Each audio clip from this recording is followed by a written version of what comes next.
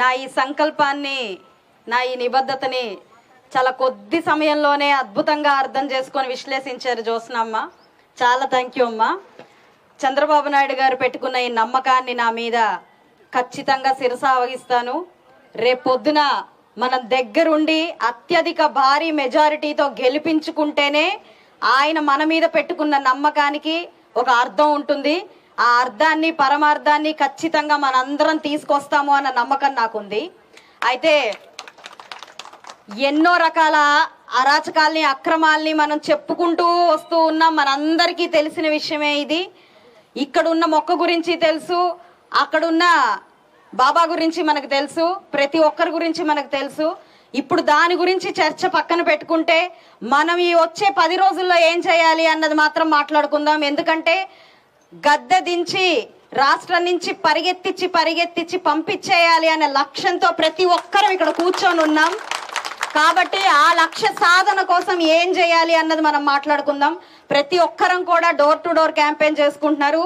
చాలా ఆనందంగా ఉంది నాకు. నా అక్కలందరూ, అమ్మలందరూ నా కోసం పొద్దున్నే 6ంటికే లేచి ఈరోజు పరిగెడుతూ ఉన్నారు. అమ్మ, మీ రుణం నేను ఎప్పటికీ తీర్చుకోలేను.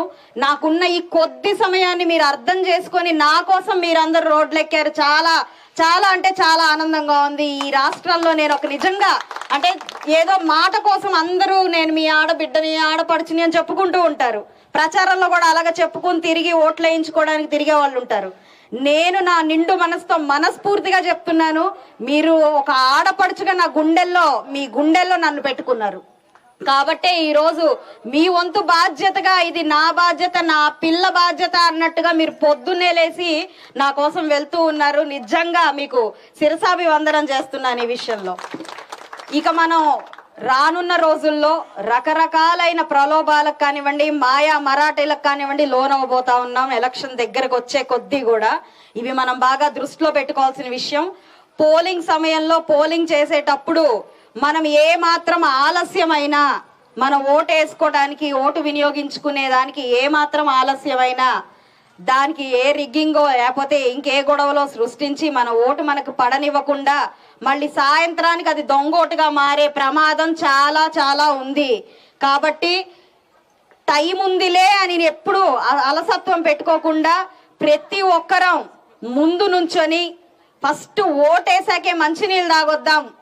మనం ఒక ఉపవాసం చేస్తే, దేవుడు దీక్ష తీసుకుంటే ఎలా అయితే సాయంత్రం 6ంటి దాకా పచ్చి మంచినీళ్ళు కూడా తాగకుండా ఉంటామో, అదే విధంగా పోలింగ్ రోజు ఓటు వేసాకే వచ్చి మంచినీళ్ళు తాగాలి అని ఒక ప్రతిజ్ఞ చేద్దాం మనందరం కూడా.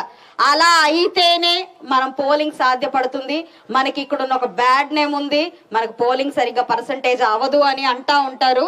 కాబట్టి అపార్ట్మెంట్ వాసులు ప్రతి ఒక్కరు కూడా ఇక్కడ కూర్చున్న ప్రతి ఒక్కరు వస్తారు, అందులో ఏ మాత్రం సందేహం లేదు నాకు. అయితే మిగతా వారిని రప్పించే బాధ్యత మనందరిది. కాబట్టి అపార్ట్మెంట్ల ముందు 10 మంది నుంచుందాం.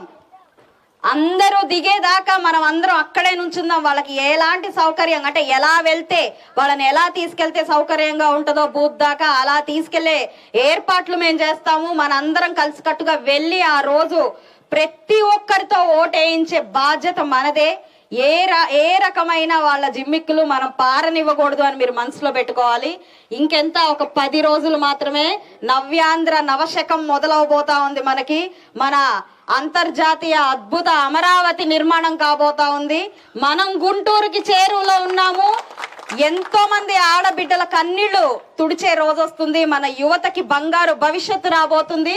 ఈ ఉత్సాహంతో, ఆనందంతో, ఈ దృఢ నమ్మకంతో మనందరం ముందుకు వెళ్దాం. ఈ 10 రోజులు అమ్మ చెప్పినట్టు నిర్విరామంగా కృషి చేద్దాము, సాధించుకుందాం. మనం అద్భుతమైన బంగారు భవితని దగ్గరుండి సాధించుకుందాం. ఇక రాష్ట్రంలో మన గుంటూరు పశ్చిమ నియోజకవర్గం ది బెస్ట్ లాగా, ఒక మోడల్ లాగా తయారు చేసుకుందాం. అందులో నేను ఎప్పుడూ ముందుంటాను. ఈ రోజు మీరందరు నా ముందున్నారు, రేపొద్దున మీ ముందు నేను ఉంటాను. మనందరం కలిసికట్టుగా మన ఈ అద్భుతమైన పశ్చిమ నియోజకవర్గాన్ని పచ్చని నియోజకవర్గం చేసుకుందాము. రేపొద్దున టూరిజం అనేది అద్భుతంగా డెవలప్ అవబోతా ఉంది.